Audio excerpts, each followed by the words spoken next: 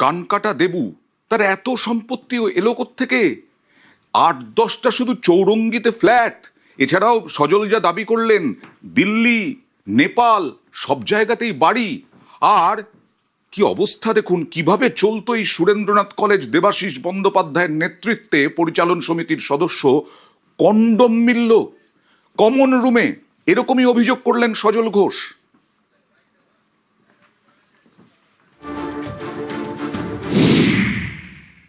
এই যে দেখাও দেখাও, আমি হাত দিয়ে দেখতে পাচ্ছেন কিসের ছবি?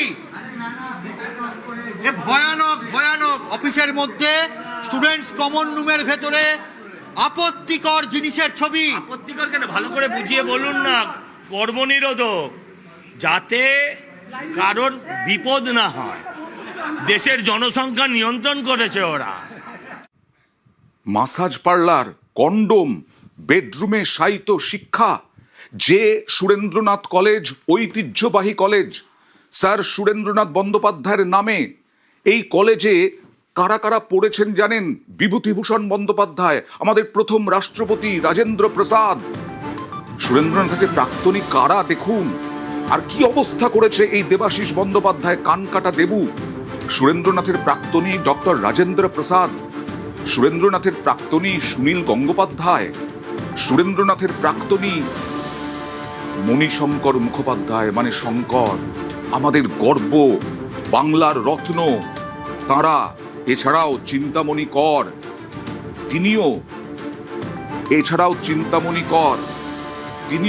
এখানকার ছাত্র, তিনিও এই কলেজের প্রাক্তনী। ভাবা যায়।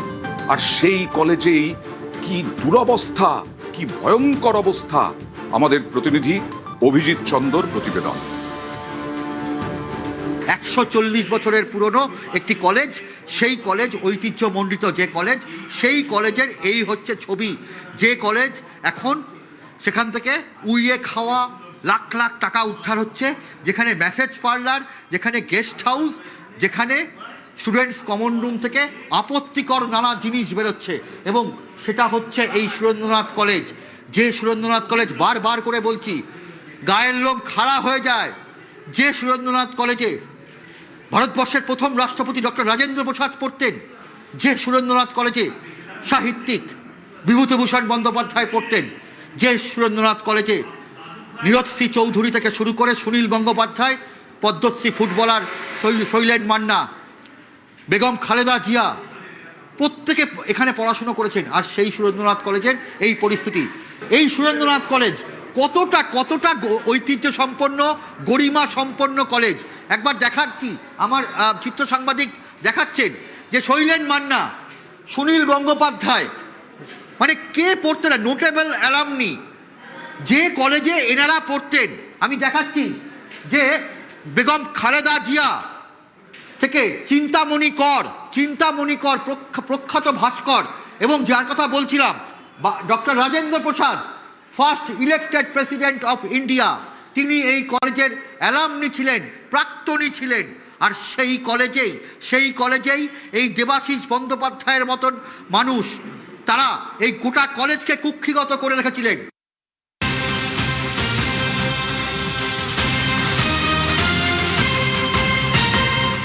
আর এইরকম প্রাক্তনীদের, বাংলার রত্নদের ছবি টাঙিয়ে এই অবস্থা দেখুন। কলেজের ইউনিয়ন রুমে আগ্নেয়াস্ত্র, কলেজের ইউনিয়ন রুমে শুধু আগ্নেয়াস্ত্র নয়, কন্ডোমও মিলেছে, আগ্নেয়াস্ত্রও মিলল। এই হচ্ছে সুরেন্দ্রনাথ কলেজের অবস্থা করে রেখেছে গত কয়েক বছরে কানকাটা দেবু দেবাশিস বন্দ্যোপাধ্যায়। তার বিরুদ্ধেই হাজার হাজার অভিযোগ। মুচিপাড়া থানার পুলিশ আগ্নেয়াস্ত্র উদ্ধার করে, আগ্নেয়াস্ত্র টাকা উদ্ধারে কয়েক লক্ষ টাকা উদ্ধার হয়, এফআইআরও হলো। সজল ঘোষ কি বলছেন দেখুন।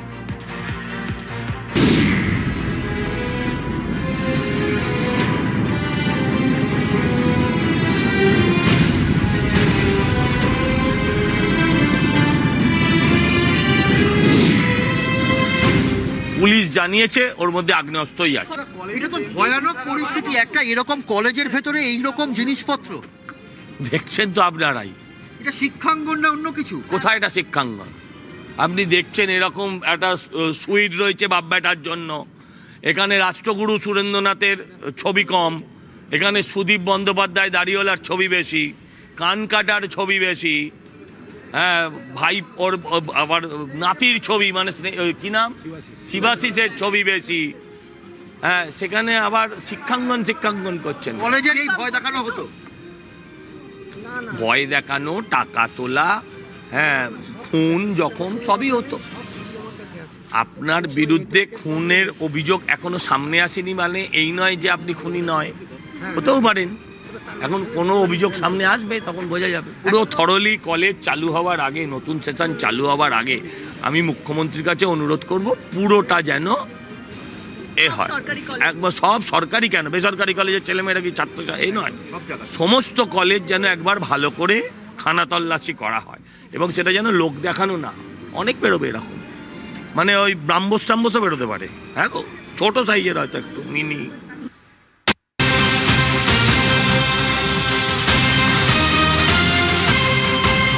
আর কেঁচো খুঁড়তে বেডরুম কেন বলছি, প্রথমে টাকার পাহাড় দেখা যায়, দুটো ব্যাগে লক্ষ লক্ষ টাকা। শুধু বেডরুম নয়, শুধু কন্ডম নয়, শুধু আগ্নেয়াস্ত্র নয়, লক্ষ লক্ষ টাকা পোকায় খাওয়া। কে বা কারা রেখেছেন? দেবাশিস বন্দ্যোপাধ্যায়, তার ছেলে শিবাশিস বন্দ্যোপাধ্যায়, তাদের বিরুদ্ধেই অভিযোগ উঠছে। এই যে সজল ঘোষ কিছুক্ষণ আগে বললেন কোটি কোটি টাকা, কোটি কোটি টাকা কোথা থেকে এলো কলেজে এবং এই পরিচালন সমিতির সদস্য দেবাশিসের নামে? এই নিয়েই উঠছে বড়সড় প্রশ্ন। সুরেন্দ্রনাথ কলেজে এই ঘরগুলো বন্ধ করে রাখা ছিল। এগুলো এখানকার দেবাশিস ব্যানার্জি, কানকাটা দেবু, তার নেতৃত্বে এখানকার যে ছাত্র পরিষদের ইউনিয়ন ছিল তৃণমূল, তাদের এই ইউনিয়নের সমস্ত কাজ এখানে ব্যবহার করা হতো এবং রাজনৈতিক কাজে এই ঘরগুলো ব্যবহার করা হতো। এই জিমনাসিয়াম আপনি দেখছেন, এই জিমনাসিয়াম কোনোদিন ছাত্রছাত্রীরা ব্যবহার করেনি, তৃণমূলই এটাকে ব্যবহার করতো। রেজাল্টের পরে তারা এখন কলেজে আসছেন না, এই জায়গা একাধিকবার ধরে তালা দেওয়া ছিল, সাফাই করার জন্য ঘরগুলো খোলা হয়েছে এবং খুলে এই অবস্থা। এই টাকা নোটবন্দির নয়, এই টাকা তো ফ্রেশ টাকা। কলেজ থেকে প্রতি বছর অ্যাডমিশন করিয়ে 14 থেকে 15 কোটি টাকার সিন্ডিকেট চলে। এখান থেকে তো উত্তর কলকাতার ভোট অপারেট হয়েছে, এখান থেকে বসে দেবাশিস ব্যানার্জি ভোট অপারেট করেছেন, নির্বাচনের কাজ হয়েছে এখান থেকে। পার্টিকুলার ঘরটার চাবি আমাদের কাছে ছিল না। তৃণমূল ছাত্র পরিষদের ইউনিয়ন রুম তারা স্টোর রুম লক করে রাখতে অভিযোগ উঠছে, এটাই কিছু? সেটা হতে পারে, সেটা মানে আমি তো এই 3 মাস হলো দায়িত্ব নিয়েছি। ওই ঘরে তালাটা ভাঙতেই দেখা গেল সামনে একটা সুটকেস পড়ে আছে। সেই সুটকেসটা যখন ওপেন করা হলো তখন দেখা গেল কিছু ড্যামেজড নোট, অল কারেন্সিজ আর ড্যামেজড। তারপরে ভেতরে আর একটা পাওয়া গেল, তার মধ্যেও কিছু কারেন্সি, সেই কারেন্সিগুলো টোটালি ড্যামেজড। যে যতটুকু আপনারা দেখতে পাচ্ছেন সেটা টিপস অফ দ্য আইসবার্গও নয়, তার থেকেও ভয়ঙ্কর। আমাদের বিভিন্ন কলেজে যেমন নবীন বরণ হয় না, নবীন বরণের অ্যাকাউন্টে 1.5 কোটি টাকা আছে এখনো, আমি 15 তারিখে জানিয়েছিলাম। কলেজগুলো থেকে কোটি কোটি টাকা প্রতি বছর এরা লুট করেছে। এই টাকাটা ভুলে গেছে, এই টাকাটা দিয়ে দিলে আপনি সব কিছু ছেড়ে দিতেন হয়তো। এই টাকার ভাগ সুরেন্দ্রনাথ ব্যানার্জি রোড হয়ে, সেন ব্যানার্জি রোড মানে সুদীপ নয়নার বাড়ি হয়ে এই টাকার ভাগ কালীঘাট অবধি পৌঁছেছে। নিশ্চিত থাকুন, এটা 1-2 লাখের নয়, কোটি কোটি টাকার গল্প।